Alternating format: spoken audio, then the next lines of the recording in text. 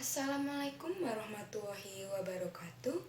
Perkenalkan, nama saya Ayu Fatma Susanti dari KM7 Universitas Dianuswantoro. Pada kesempatan yang berbahagia kali ini, saya akan memaparkan materi mengenai Service Excellent Coaching. Micro expression, ekspresi mikro wajah ditemukan secara tidak sengaja oleh Hafler dan Ishak pada tahun 1966. Mikro ekspresi wajah dilakukan sangat singkat, antara 1-10 detik atau 1-25 detik secara alami.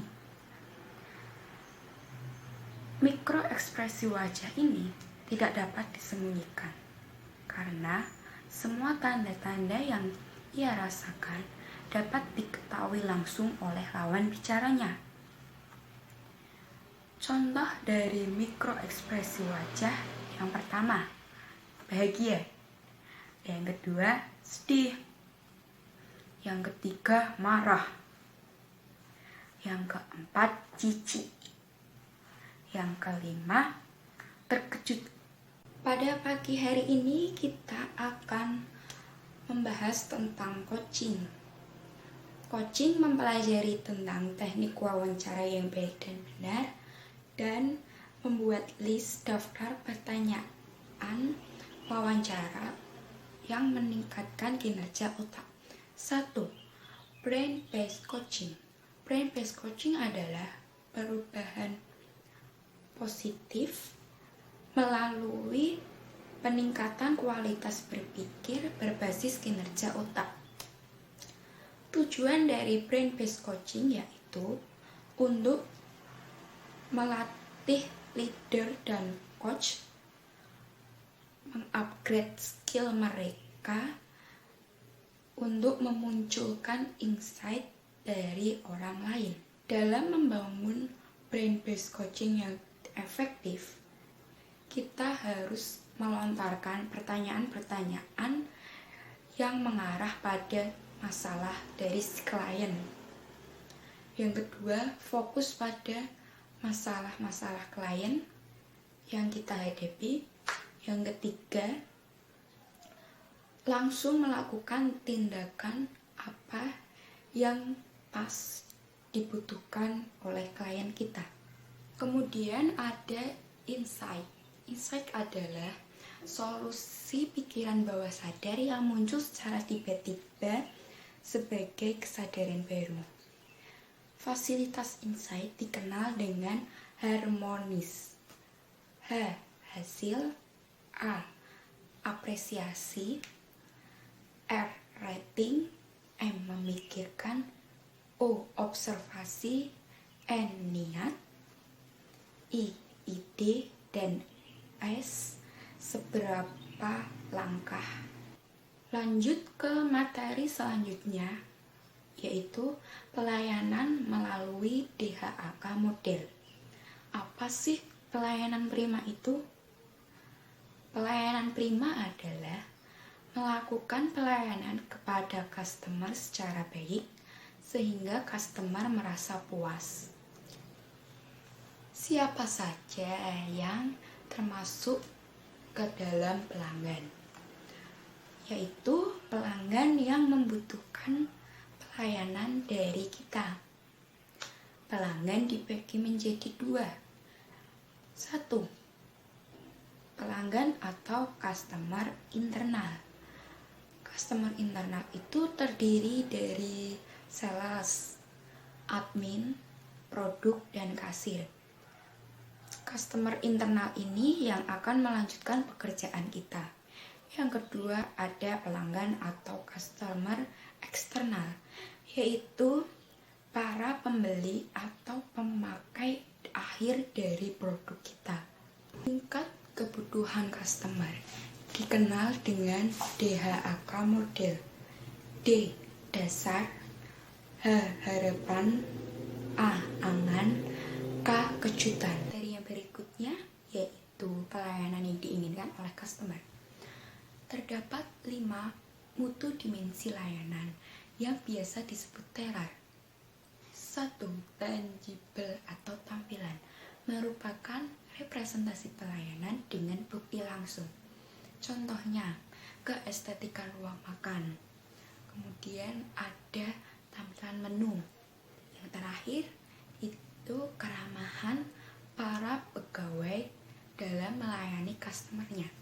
Yang kedua ada empathy atau memahami, yaitu memberikan perhatian yang tulus dan bersifat individual kepada customer. Contohnya, membuat toilet di lantai dasar untuk mempermudah lansia. 3. Reliability atau keandalan merupakan kemampuan memberikan pelayanan yang dijanjikan secara tepat. Contohnya, ketetapan waktu pelayanan. Kedua, harga sesuai yang ada di menu. Ketiga, menanyakan secara pribadi testimoni kepada customer. Yang keempat, ada assurance atau jaminan, yaitu kemampuan memberikan kepercayaan dan keyakinan kepada customer terhadap perusahaan. Contohnya, sudah berlogokan halal, telah terdaftar di Badan POM, dan kompetisi SDM. Yang kelima ada responsiveness atau kesigapan, yaitu kemampuan untuk membantu dan memberikan layanan secara cepat dan tepat. Contohnya, pelayan langsung menghampiri customer yang datang, kemudian mengangkat telepon yang berdering secara cepat dan tepat. Lanjut ke materi yang berikutnya, yaitu membangun kecerdasan emosional. Kecerdasan emosional dapat dipelajari dan diperkuat. Kecerdasan emosional lebih penting daripada kecerdasan intelektual atau IQ dalam sebuah kesuksesan seseorang. Terdapat 5 komponen kecerdasan emosional. Yang pertama, kesadaran diri. Kedua, regulasi diri. Ketiga, keterampilan sosial. Keempat, empati. Dan kelima, motivasi. Lanjut kita ke materi yang berikutnya, yaitu increasing teamwork. Pilar dalam teamwork yaitu 1. Memiliki tujuan tim yang sama. 2. Memahami karakteristik setiap anggotanya. 3. Mengerti seni berkomunikasi yang baik dan benar. 4. Memahami peran setiap anggota tim. Kemudian kita mengenal DISC, dominan, mempersepsi lingkungan sebagai sesuatu yang tidak menyenangkan. Kemudian ada influence, mempersepsi lingkungan sebagai sesuatu yang menyenangkan. C. Ada complaint dan status, yaitu mempersepsi lingkungan lebih mempunyai kekuatan dibanding dirinya. Lanjut kita ke materi yang terakhir, yaitu misi dan slogan pelayanan. Misi merupakan pernyataan yang luas dan bersifat tahan lama tentang keinginan yang akan dicapai. Sedangkan slogan merupakan kalimat pendek yang menarik dan mudah diingat untuk memberitahukan sesuatu. Syarat dalam penulisan slogan: 1. Singkat. 2. Jelas. 3. Menarik. 4. Membujuk.